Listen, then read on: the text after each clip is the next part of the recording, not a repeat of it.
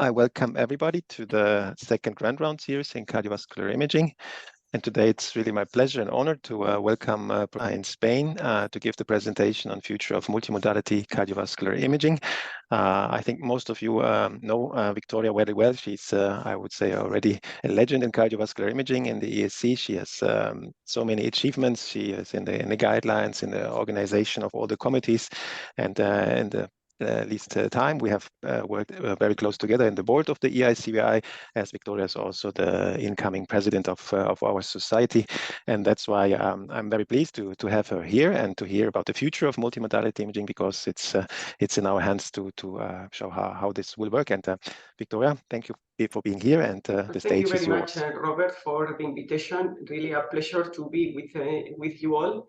And it's always very good remembering when I came, well organized, very friendly everyone. So really nice memories from your center, and a pleasure to be, an honor to be with you all.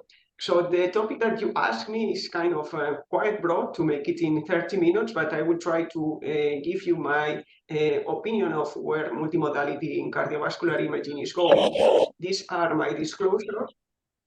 And for me, we have many imaging modalities, and the key question is to know what to use first, when to use it, when it's indicated. And I think that the future in multimodality cardiovascular imaging needs to answer several questions. These 5 questions for me are important. One is to get precision in that, to manage the patients.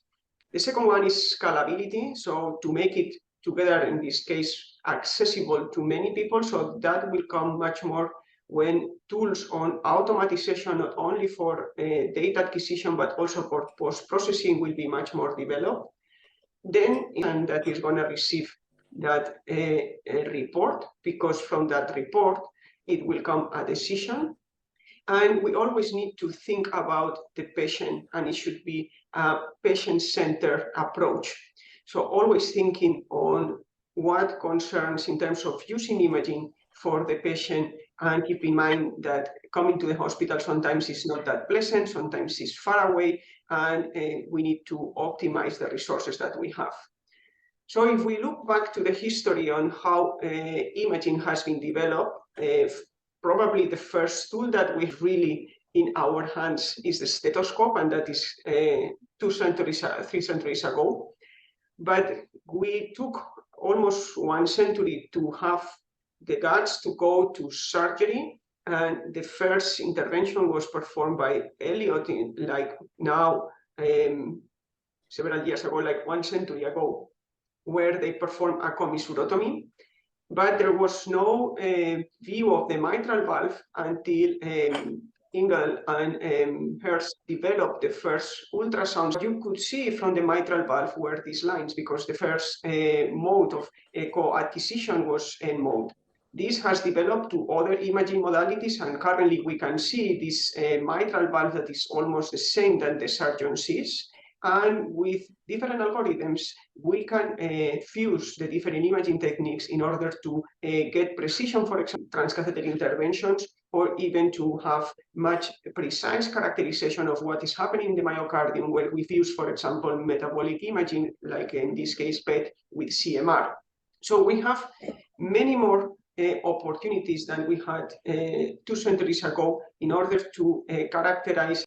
So going into one of the examples that we see in clinical practice every day for diagnosis is, for example, severe aortic stenosis. We have the evaluation of severe aortic stenosis with echocardiography, and the continued education is really in our bones. We know perfectly that formula, and we know also the challenge that we see in these patients when not all these parameters that are considered in the guidelines to indicate an intervention do not coincide. And this is, for example, when we have stenosis, in this case, because a low ejection fraction with an ischemic cardiomyopathy, and we need to know whether this is a severe aortic stenosis or a pseudo-severe aortic stenosis. Most of us still we will perform a dobutamine stress echocardiography, where we can induce the contractile reserve, increase the gradient below 1, that will indicate the need for an aortic valve replacement. This is an old figure, because now we will consider as well transcatheter aortic valve replacement. But we have patients in whom there is no induction of the contractile reserve, and we still have the aortic valve implantation or from aortic valve surgery. In that sense, for example, we have seen that CT with the quantification or the estimation of the aortic valve calcification burden, we can more or less approximate what is a severe from the group, for example, from Mayo Clinic or from Philippe Barrault, where they characterize patients with various grades of aortic stenosis and compare the value of aortic valve calcification as assessed with CT. In this population, for example, of 640% of them with low gradient severe aortic stenosis, we could see that those patients, either men or women, had much more calcification than the patients who had moderate aortic stenosis. And for women and men, in terms of calcification of the aortic valve, which was associated probably with severe aortic stenosis, and particularly important among the patients with low gradient severe aortic stenosis, 45% of them women and 65% men at pre-specified cutoff values. And the most used one is, for example, for men more than 2,000 and for women more than 1,200. This was confirmed later on in a multi-center study, including almost 1,000 patients, also with a frequency of discordant. And in this case, the cutoff values or the best cutoff value to define severe aortic stenosis in women and in men were quite similar to the cutoff values that the group of Philippe Barrault suggested. And based on this evidence, eventually the recommendations included the value of calcium score of the aortic valve to define the sense with a discordant grading of aortic stenosis with a low flow or a low gradient severe aortic stenosis, and in whom there is no flow reserve, it is an ejection fraction below 50%, or if the patient has already an ejection fraction and make the diagnosis. So this is how far we have gone for the diagnosis of aortic stenosis.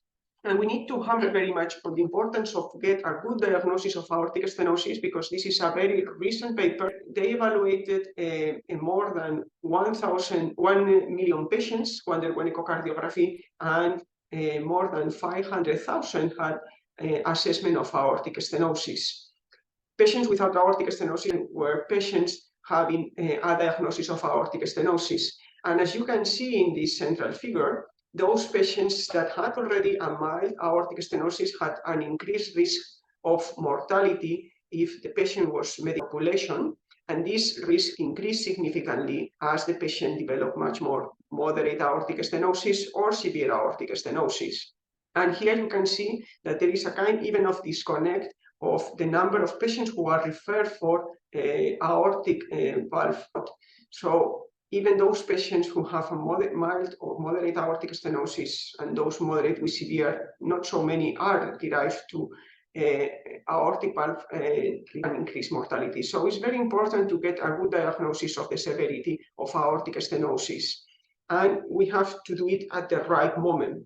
So how to scale, how can we achieve an scalability and access to diagnosis of many patients out there that so far perhaps have never been evaluated with imaging, or they have been evaluated with an stethoscope, but the murmur has not been audible or it was not noticed. And about the liability of the stethoscope, we are asking now very much the liability of the imaging techniques. Okay, let's going to be fair. So why not to get with artificial intelligence techniques now, with deep learning techniques, tools that can help us to identify those patients that probably are going to have a severe aortic in order to evaluate the patient and refer to intervention and improve the outcomes of these patients.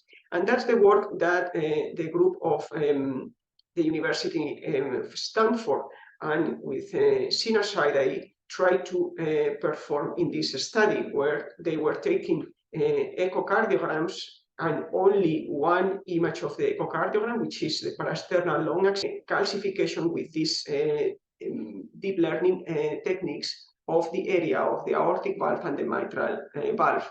And you could see that this tool could identify quite well the patients who had a severe aortic stenosis without assessing anything else, not assessing the gradient, not assessing the aortic valve area, not to assess anything else, just the calcification. If we apply that to many of the echocardiograms that are performed for a question, fast assessment in the general practitioner environment, for example, we could perhaps detect many more patients who may require a follow-up and eventually an aortic valve replacement, and try to reduce the burden of this aortic stenosis. Key in order to escalate the use of or the access to imaging techniques, and also to improve the precision of the diagnosis. And this was the DAYS AI study, which was presented by Geoff Strange at the ESC Congress this year in Amsterdam. And this is stenosis by echo with artificial intelligence. And this was a retrospective multicenter patient cohort study. And the hypothesis was that an artificial intelligence-based automated alert system could augment or enhance identification of severe aortic stenosis within a large clinical cohort of women and men who had been previously routinely investigated with echocardiography in 2 tertiary referral hospitals in Australia. And here is the algorithm. Find a severe aortic stenosis, in this case 2.4% of the patients, and then there were the patients based on the classification performed by the artificial intelligence, and you could see that the artificial intelligence-based algorithm detected a much higher number of the patients with severe aortic stenosis as defined by the guidelines. So this is a big difference compared with the human interpretation alone. And therefore, that means that there was a 7% found by artificial intelligence. And particularly relevant, the study found that women were 79% less likely to have been accurately diagnosed with severe aortic stenosis than men if it was done by the human. So artificial intelligence in that sense, the study was performed. Here you have the 20,000 men and women investigated with transthoracic cardiography. There were 823 cases defined as severe aortic stenosis, and redefined 142 cases as having severe aortic stenosis and that could benefit from an intervention. So that's important. But this is mainly, for example, on detection of the disease. Now, when we go into risk stratification, when it comes into the management of the patients, we have shifted valvular lesion and hemodynamic consequences to going much more into the consequences of that valve disease, for example, and going much more into the pathophysiology. So going much more on what happens to the myocardium, or going much more on how the process of calcification, if we are speaking about aortic stenosis, goes. So that eventually we can give treatments that could halt the process of these changes in the myocardium or the valve.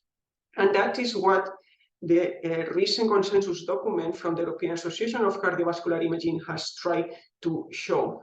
If this was the previous algorithm, where we have the patient identification, the diagnosis of the severity assessment of the factors that can help us to decide the management, such as, for example, evaluating the pathology of the aorta, the assessing the myocardium, and we have later on the evaluation. Here we have much more in this new algorithm, trying to have this comprehensive evaluation of the diagnosis and severity assessment, and keeping in mind the pathophysiology of the image. How can I follow up that process, and can we develop medications that can halt that process, that can be effective?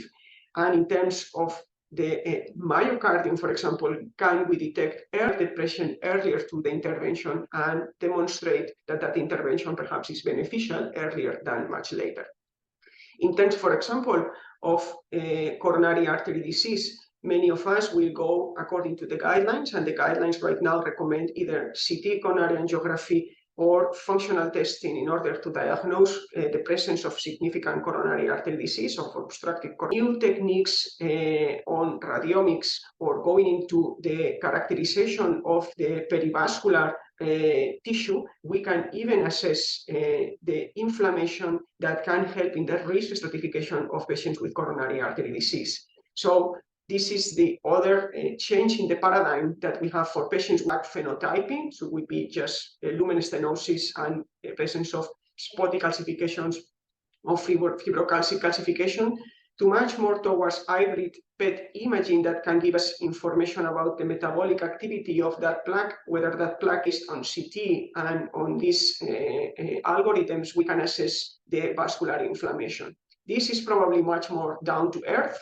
This is much more towards the future, and not all the centers can perform that. But if we develop tools that are reliable enough in order to be delivered in several centers, we could adjust the medication of these patients much accurately in order to prevent the occurrence of an acute coronary syndrome. And here is where it comes, the artificial intelligence tools.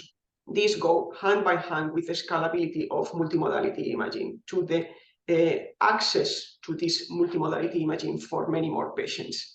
And echocardiography is one to go into this field, perhaps because in radiology, artificial intelligence has been more developed, but particularly echocardiography, which is the imaging technique that we use as a first in many cases and in many wards, not only cardiology, but neurology or nephrology. For example, in my center, we need fast tools that help us not only for the view classification, the segmentation, the quantification of left ventricular dimensions and function, but even for disease detection. And this was one of the first papers publishing this fully automated that could give us a reliable tool in order to reduce the time that we use for acquisition and interpretation of the images and help to access to this imaging technique many more patients.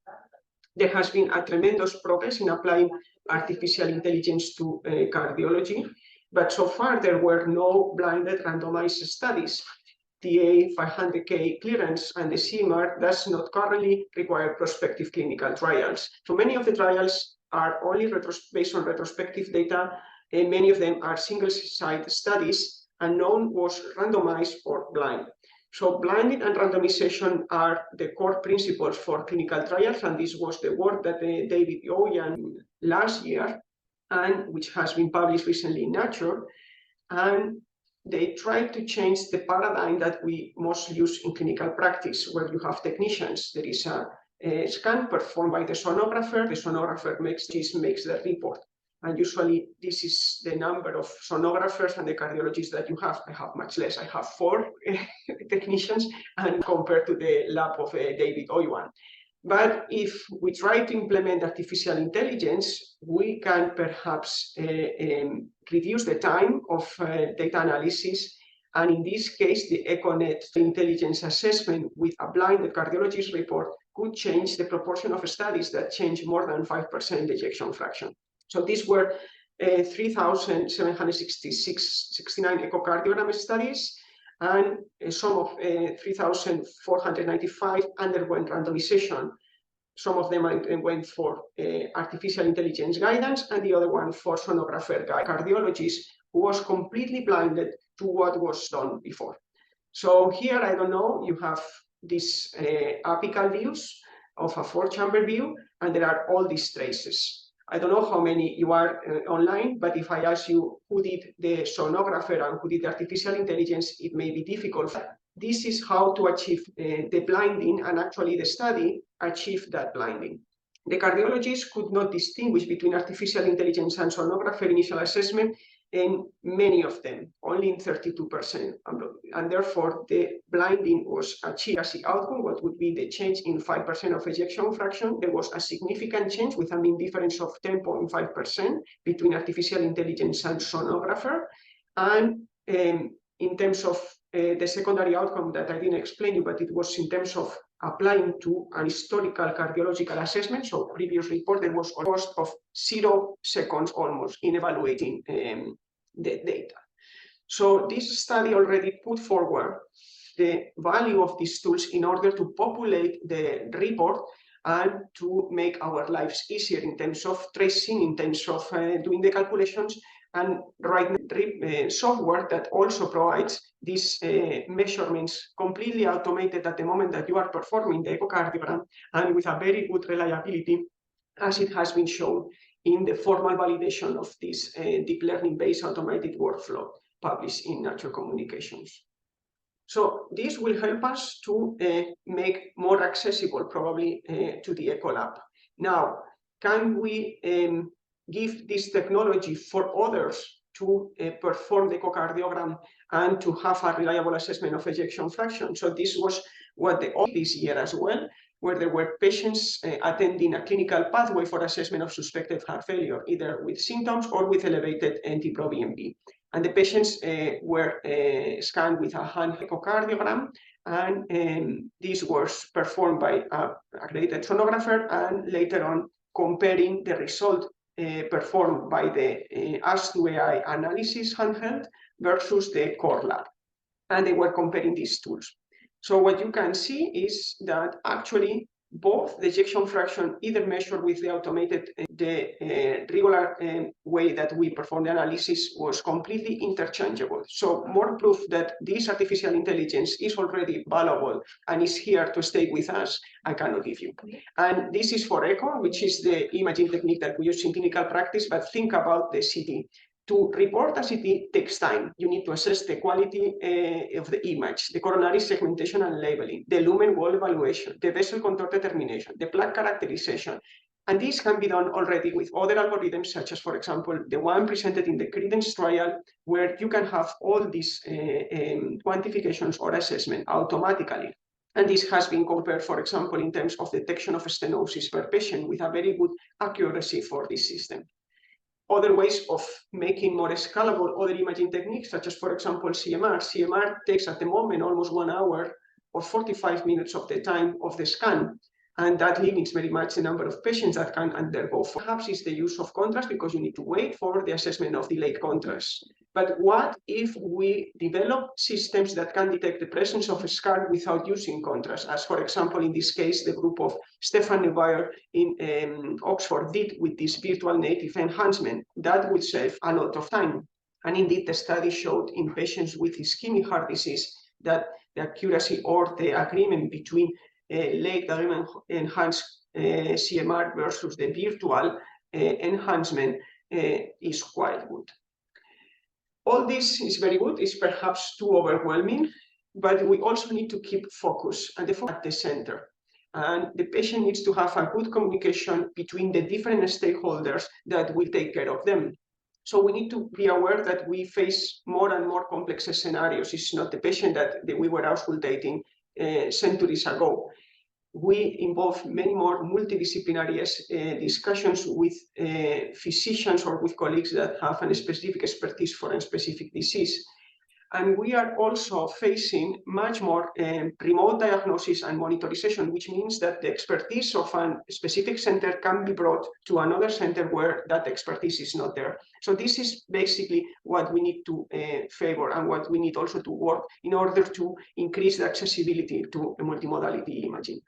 We have the digital technology that right now there are like many wearables that can monitor many constants or many factors of our body, and it will come the time where the patient can even translate this information to the hospital and make themselves an appointment with already all the data acquired for you, so even floor. And we need to give support to the entire hospital, but also to the referring centers that they don't have our expertise, and make sure the patients can come to our center to get that cardiac surgery, for example, that the others do not have. We need to improve the communication so that the patient doesn't get lost in this labyrinth, which sometimes happens. And for that, we need a very good integration, accessibility, and optimization of the resources. I like very much this work from the group of Gerhard Hendricks, where they evaluated the patient preferences regarding the digital capturing of patient reporting outcomes, so that you could provide those technologies that to the hospital. And indeed, the patients prefer that. What about having an ecosystem that can guide you on how to acquire the echo? This is, for example, one of the last ultrasounds where you have kind of mannequin here in the screen that tells you how to move the handle in order to acquire a proper imaging, and the system acquires for you at the moment that detects that can measure the volumes of the ventricle and the calculation of ejection fraction. That is currently available. Is this patch that you can put on the chest and get the echo images, like the parasternal long axis view or the apical long axis view, and that were published in Nature this year. You can have the monitor with those patches and make an evaluation with an artificial intelligence-based algorithm. Of course, the authors need to be commended for providing real data, and you can see that the image quality is not the best, but is a first step in order to improve this technology. And with this, I would like to conclude on what is the future of cardiovascular imaging. We can have many pretty images, but we need to keep in mind that this image certification, it should be scalable, and for that, automatization will be key. It should be a good communication for other clinicians treating those patients, should be accessible, and should be patient-centered.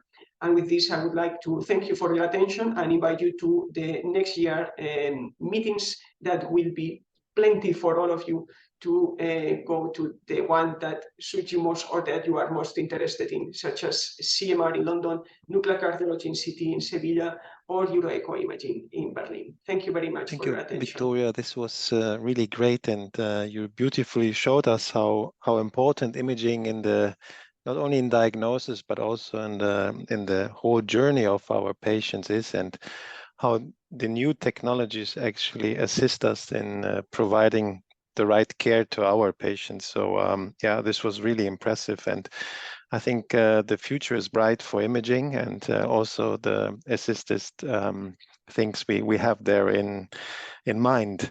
I think we have come to an end. Again, Victoria, thank you very much for sharing your experience and your thought on imaging. And I think the future is bright for us imagers as well, especially when we interconnect between the clinical findings and all the other things. I think it will be even more important what we do, and we have a real impact in cardiology. And your presentation was excellent, and it was a pleasure to have you with us. And this is from my side what I would like to say. And yes, and also invite you for the next one. We will have the next grand rounds in cardiovascular imaging on the 7th of December at 5 p.m. This will be from Canada. We will hear again something about COVID and the heart from Professor Kate Henman. And of course, I want to invite you also, like Victoria did already, please join us for the CMR conference in London. And the big thing is it's a joint meeting of the EICVI, of the SCMR, and of the ESCR. So all the images are together in one nice city.